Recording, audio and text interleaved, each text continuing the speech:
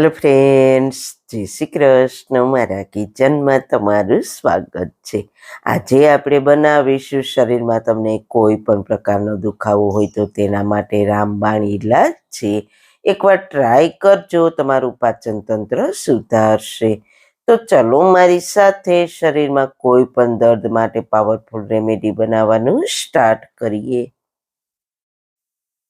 વાળના તમામ પ્રકારના પ્રશ્નો સોલ્વ કરતું 42 જડીબુટ્ટીઓથી બનાવેલું ઔષધિ તેલ, જે અમે લોકો જાતે જ ઘરે તૈયાર કરીએ છીએ, કોઈ પણ કેમિકલ્સના ઉપયોગ વગર, બિલકુલ નેચરલ છે. 42 જડીબુટ્ટીઓ ભેગી કરીને લોખંડની કડાઈમાં ઔષધિ તેલ તૈયાર કરવામાં આવે છે.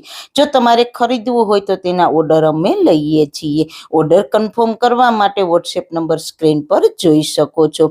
જો તમારે આ તેલનો પૂરો વિડીયો જોવો હોય તો તમને આ ચેનલ પર મળી જશે અને ડિસ્ક્રિપ્શન બોક્સમાં લિંક પણ મૂકેલી છે. સૌથી પહેલા તો શરીરમાં કોઈ પણ દુખાવા કેમ નથી, તેના માટે રામબાણ ઈલાજ લઈને આવી છું. તો તેના માટે પહેલા લઈશું અજમા. અજમા તો લગભગ બધાના ઘરે હોય જ છે. પાચન માટે આપણે સબ્જીમાં, પૂરીમાં અજમા નાખીએ છીએ. માપમાં ખૂબ જ ધ્યાન રાખજો. 4 વાટકી મેં અજમા લીધા છે. તમે માપ માટે ઘરમાં રહેલ કોઈ પણ કટોરી સેટ કરી શકો છો. અજમાથી અડધું જીરું લેવાનું છે. 4 વાટકી અજમા તો 2 વાટકી આપણે આખું જીરું લેવાનું છે. જીરું આપણા ડાયજેશનને સારું કરે છે, ગેસને સમસ્યાને દૂર કરે છે. જીરાથી અડધી એટલે કે 1 વાટકી વરિયાળી. વરિયાળી પેટની સમસ્યાઓ જેમ કે પેટ ફૂલવું, ગેસ અને અપચામાં રાહત આપે છે. હજુ આપણે આગળ એક ચીજ ઉમેરીશું. હું વધારે ક્વોન્ટિટીમાં જ બનાવું છું કારણ કે હું રોજ પીઉં છું આ પાવડર.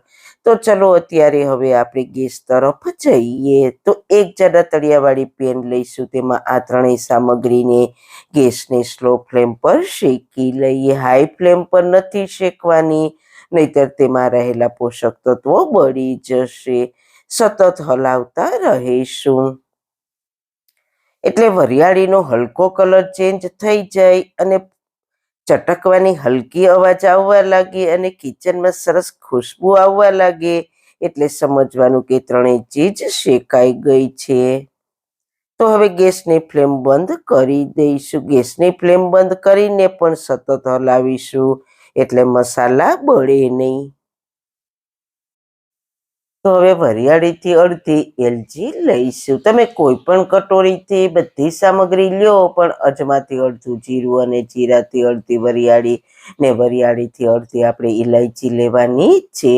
બસ ઇલાયચી એડ કરીને 1-2 વાર હલાવીશું. ગેસની ફ્લેમને પહેલા જ બંધ કરી દીધી છે. હવે આને બિલકુલ ઠંડી થવા દઈશું.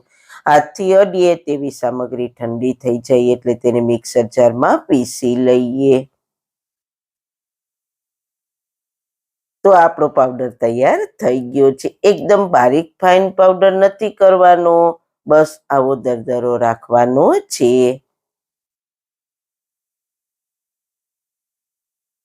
તૈયાર થયેલા પાવડરમાંથી સવાર સાંજ 1 નાની ચમચી પીશો તો તમારી એડીથી ચોટી સુધીમાં કોઈ પણ દુખાવો હશે તો છૂમંતર થઈ જશે.